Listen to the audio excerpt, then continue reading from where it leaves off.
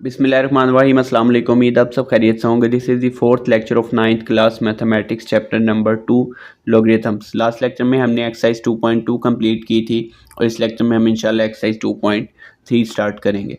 अब exercise 2.3 start करने से पहले यहाँ काफ़ी इंपॉर्टेंट चीज़ें हैं जिनके बारे में आपको लाजमी पता होना चाहिए। सबसे पहले कॉमन लॉगरिथम। अब कॉमन लॉगरिथम क्या है? ऐसा लॉग जिसकी बेस 10 हो उसको हम कहते हैं कॉमन लॉगरिथम। आप देखें क्या मेंशन है, the common logarithm is the logarithm with base 10। It is written as, अब आप बेस 10 लिख भी सकते हैं या फिर अगर आप बेस यहाँ पे कोई नहीं भी लिखेंगे, इसका क्या मतलब होगा कि ये बेस जो है वो 10 होगी। When no base is mentioned it is usually assumed to be base 10। ठीक है। इसके अलावा मैंने आपको प्रीवियस लेक्चर में बताया था कि जो हेनरी ब्रिग्स ने ये टेबल वगैरह इंट्रोड्यूस किए थे इसके लॉग और एंटी लॉग के। अब लॉग फाइंड करने के लिए लॉग का कॉन्सेप्ट मैंने आपको बता दिया है कि लॉग में हम बेसिकली वो पावर फाइंड कर रहे होते हैं कि हमें बेस गिवन होती है और आंसर गिवन होता है। हमने ये फाइंड करना होता है कि किस पावर पे इसका ये आंसर आएगा। अब लॉग फाइंड करने के लिए आपको दो चीज़ें चाहिए। एक आपके पास है जी करेक्टरिस्टिक और एक आपके पास है मेंटीसा। अब करेक्टरिस्टिक क्या है? अच्छा, पहले यहाँ पे देखें जी, मेंशन है the logarithm of a number consist of two parts, the characteristic and the mantissa. Characteristic क्या है? Characteristic is the integral part, यानी कि ये इंटीजर की फॉर्म में होगी। करेक्टरिस्टिक जो है ये इंटीजर की फॉर्म में होगी। It tell us how big और small the number is.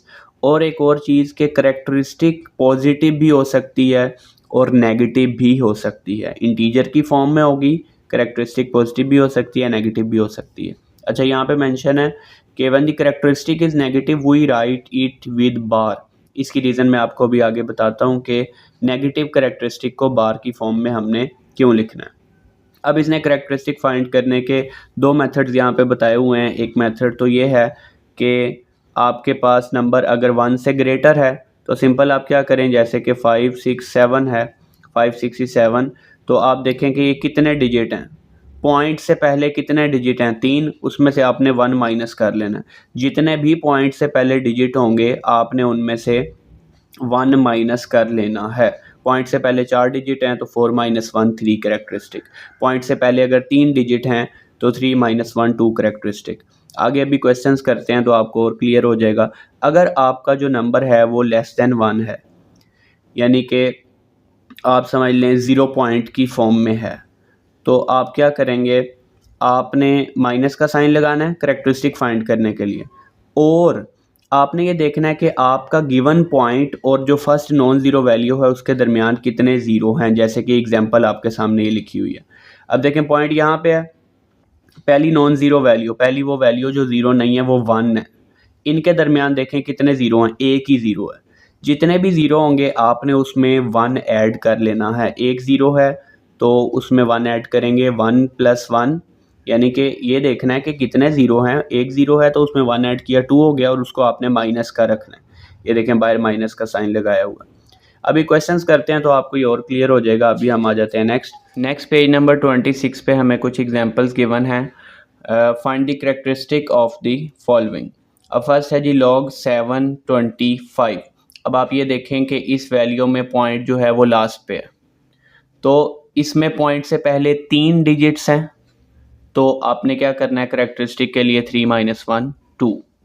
Next आप यहाँ पे देखें, अब पॉइंट से पहले सिर्फ एक ही डिजिट है तो 1 माइनस 1 कैरेक्टरिस्टिक 0। नेक्स्ट अब ये देखें, अगर तो वैल्यू 1 से लेस होगी तो मैंने आपको क्या बताया है अभी कि आपने देखना है कि पॉइंट और फर्स्ट जो नॉन ज़ीरो वैल्यू है उसके दरमियान कितने ज़ीरो हैं। अब ये फर्स्ट नॉन ज़ीरो वैल्यू 4 है, 4 और इस पॉइंट के दरमियान 3 ज़ीरो हैं, तो उसमें प्लस 1 कर लेना है 4 और साथ माइनस का साइन लगाना है, और आपने इसको बार की फॉर्म में लिखना है। अब नेक्स्ट इसकी जो लास्ट एग्जांपल है, इसमें कोई भी ज़ीरो नहीं है, फर्स्ट नॉन ज़ीरो वैल्यू और पॉइंट के दरमियान में कोई ज़ीरो नहीं है, तो सिंपल कोई भी वैल्यू नहीं है तो 0 प्लस 1 और ये माइनस का 1 या 1 के ऊपर ये बार आ जाएगी। अब यहाँ पे दूसरा जो तरीका है ये है साइंटिफिक नोटेशन में लिख के करने वाला करैक्टरिस्टिक फाइंड करने का। आपको दोनों में से जो मेथड इजी लगे आप वैसे करैक्टरिस्टिक फाइंड कर सकते हैं। तो अब आपने क्या करना है, आपने उस नंबर को साइंटिफिक नोटेशन में लिखना है, जो 10 की पावर आएगी वो करैक्टरिस्टिक होगी। 725 पॉइंट जब आप लेके आएंगे 7 के बाद तो ये 10 की पावर 2 आ जाएगी, करैक्टरिस्टिक 2। इसमें आपके पास क्या है, पॉइंट ऑलरेडी पहली वैल्यू के बाद ही है तो करैक्टरिस्टिक आपके पास 0।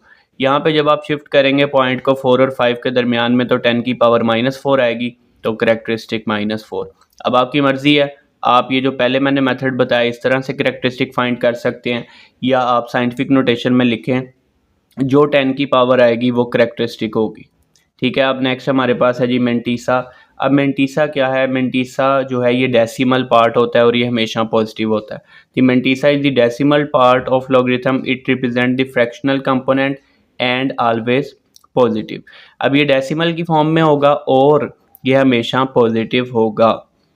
अब आपने जो है वो मेंटीसा किस तरह से फाइंड करना है, यहाँ पे टेबल की हेल्प से भी यहाँ पे फाइंड करना जो है वो बताया हुआ है। मैं टेबल की हेल्प से भी आपको बता देता हूँ और कैलकुलेटर से भी हम कर लेते हैं। तो अब जो है मेंटीसा ऑलवेज पॉजिटिव होता है और जो करैक्टरिस्टिक है वो पॉजिटिव भी हो सकती है और नेगेटिव भी हो सकती है। और लॉग का आंसर कैसे आएगा, जब आप करैक्टरिस्टिक और मेंटीसा को कंबाइन करके लिख देंगे। अब मेंटीसा जो है वो आपने टेबल की हेल्प से कैसे फाइंड करना है ये देख लें, फिर जब हम एक्सरसाइज करेंगे तो फिर आपको मैं कैलकुलेटर से बता दूंगा। अब फॉर एग्जांपल एक नंबर है, यहाँ पे इन्होंने जिस नंबर का फाइंड किया तो ये हमारे पास है जी 13.45।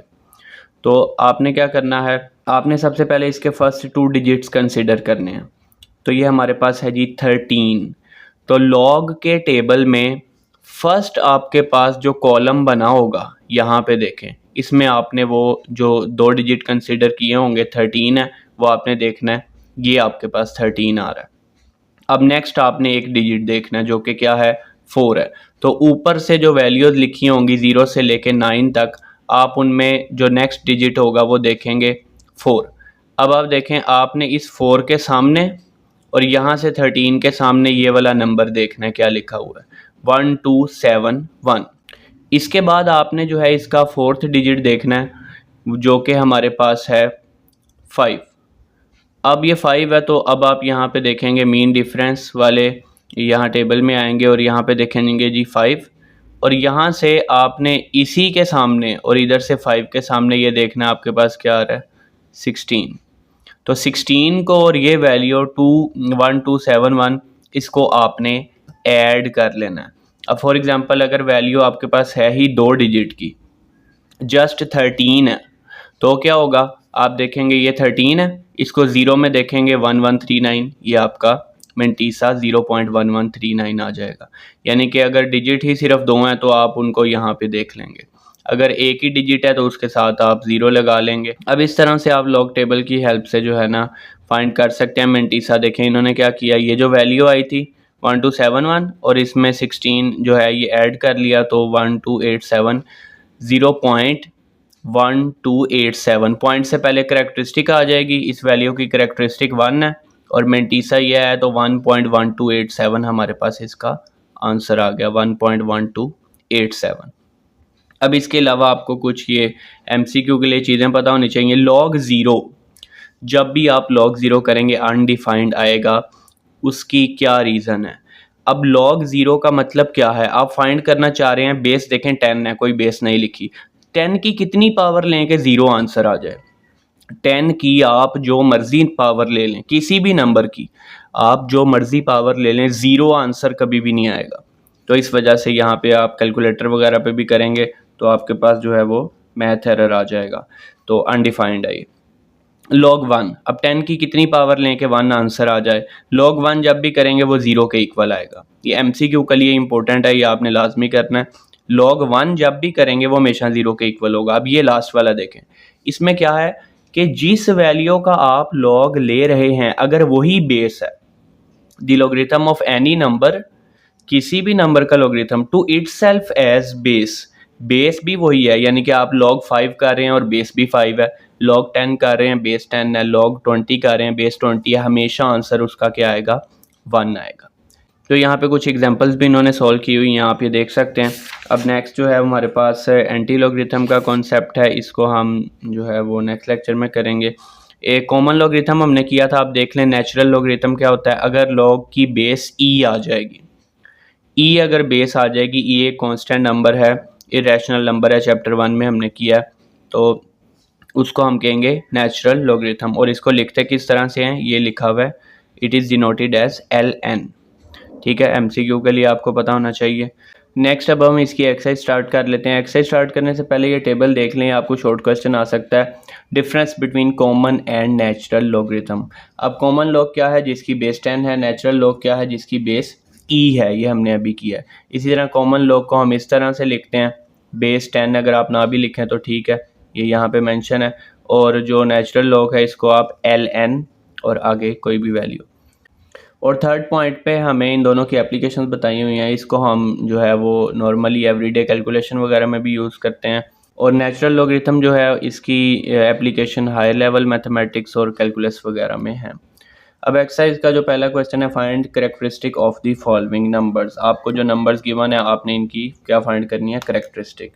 तो फर्स्ट पार्ट है, दो मेथड मैंने आपको बताए हैं, आपको जो इजी लगे आप वैसे कैरेक्टरिस्टिक फाइंड कर सकते हैं। 5, 2, 8, 7। अब करेक्टरिस्टिक के लिए आप देखें, जो पहला मेथड आपको मैंने बताया था, पॉइंट से पहले कितने डिजिट हैं, पॉइंट से पहले आपके पास 4 डिजिट हैं, 4 - 1 कर दें, 3 करेक्टरिस्टिक आ गई। ठीक है, दूसरा जो मेथड आपको बताया है, आप इसको साइंटिफिक नोटेशन में लिखें, पॉइंट यहाँ पे है, जब आप शिफ्ट करेंगे 5 और 2 के दरमियान में, देखें कितने स्टेप मूव करेगा, यहाँ से 1, ये 2, ये 3, तो करेक्टरिस्टिक आ गई 3। दोनों में से जो मेथड आपको सही लगता है आप करेक्टरिस्टिक उस तरीके से फाइंड कर सकते हैं। 59.28, तो देखें करेक्टरिस्टिक कितनी आएगी, 1। एक स्टेप मूव करेंगे 5 और 9 के दरमियान पॉइंट आ जाएगा। या दूसरा तरीका अगर देखें तो पॉइंट से पहले 2 डिजिट हैं, तो 2 में से 1 माइनस किया, तो आंसर हमारे पास आ गया 1। Part number 3, 0.0567। तो अब इसमें पॉइंट को जब आप शिफ्ट करेंगे फर्स्ट नॉन ज़ीरो के बाद, तो पॉइंट आपके पास यहाँ आ जाएगा। देखें कितने स्टेप हमने मूव करना है, 1, 2, तो नेगेटिव आएगी पावर, 10 की पावर -2 आएगी, तो करेक्टरिस्टिक इज़ इक्वल टू -2। 2 के ऊपर आप बार भी लगा सकते हैं। अब यहाँ पे मैंने आपसे ये कहा था कि बार क्यों लगाते हैं, ये भी आपको मैं बताऊंगा। उसकी वजह ये कि जब हमने लॉग का आंसर लिखना है, अभी हम क्वेश्चन नंबर 2 करेंगे, find logarithm of the following numbers, तो हमने करेक्टरिस्टिक और मेंटीसा को कंबाइन करके लिखना है। और आपने अभी डेफिनेशन किया है कि करेक्टरिस्टिक कैन बी पॉजिटिव और negative, but mantissa is always positive. तो जब आप उनको कंबाइन करके लिखेंगे, अगर आप माइनस जो है वो साइड पे लगाएंगे, तो करेक्टरिस्टिक मेंटीसा पूरी वैल्यू जो है वो नेगेटिव हो जाएगी। तो हम बार की फॉर्म में इसलिए लिखेंगे कि करेक्टरिस्टिक सिर्फ नेगेटिव होगी, मेंटीसा जो है वो हमारा पॉजिटिव होगा। अभी क्वेश्चन नंबर 2 में हम लिखेंगे। तो नेक्स्ट है जी इसका पार्ट नंबर 4, 234.7। तो आप देखें जी करेक्टरिस्टिक आपके पास कितनी है, 2। 2 स्टेप आपने मूव करके यहाँ पे लेके आना है। नेक्स्ट आ जाते हैं पार्ट नंबर 5 पे। 0 पॉइंट के बाद कितने ज़ीरो हैं जी, 1, 2, 3, 4, 4 ज़ीरो हैं, तो 1, 2, 3, 4, 4, 9। तो करेक्टरिस्टिक अगर आप वो दूसरे मेथड से करें जो फर्स्ट पे हमने किया था, तो देखें 4 और इस पॉइंट के दरमियान 4 ज़ीरो हैं, तो 4 + 1 करेंगे 5 करेक्टरिस्टिक, माइनस का 5 करेक्टरिस्टिक आ जाएगी। अब पॉइंट मूव करके देख लें, यहाँ पे पॉइंट है 1, 2, 3, 4, 5, माइनस का 5। अच्छा, यहाँ पे भी आप इसको 5 के ऊपर बार, 2 के ऊपर बार लगा के लिख सकते हैं। यहाँ पे हम जस्ट करेक्टरिस्टिक ही लिख रहे हैं, इसलिए साइड पे ही माइनस लगा देंगे, तो वो गलत नहीं होगा। लेकिन जब साथ में टीसा भी लिखना है, फिर आपको बार की फॉर्म में ही लिखना पड़ेगा लाजमी। 14500 लास्ट इसका पार्ट है। करेक्टरिस्टिक देखें, पॉइंट आपके पास लास्ट पे है, 1, 2, 3, 4, 5, 5 स्टेप मूव करके 1 और 4 के दरमियान लेके आएंगे, तो करेक्टरिस्टिक इसकी आ गई 5। अब इसी तरह हमारा क्वेश्चन नंबर जो 1 है ये कंप्लीट हो गया है। इस एक्सरसाइज से पहले जितनी भी थ्योरी मैंने आपको बताई है, जो बेसिक चीज़ें हैं वो आपको बताई हैं, वो बहुत इंपॉर्टेंट है, वो आपको लाजमी पता होनी चाहिए, क्योंकि उसके विदाउट आपका कॉन्सेप्ट जो है वो क्लियर नहीं होगा। अब जो नेक्स्ट क्वेश्चन है, क्वेश्चन नंबर 2, वो इंशाल्लाह नेक्स्ट लेक्चर में स्टार्ट करेंगे। आपको कोई कन्फ्यूजन है इसके रिलेटेड, आपका कोई क्वेश्चन है तो आप पूछ सकते हैं। अब इंशाल्लाह नेक्स्ट लेक्चर में हम क्वेश्चन नंबर 2 स्टार्ट करेंगे। फ़ी अमान अल्लाह।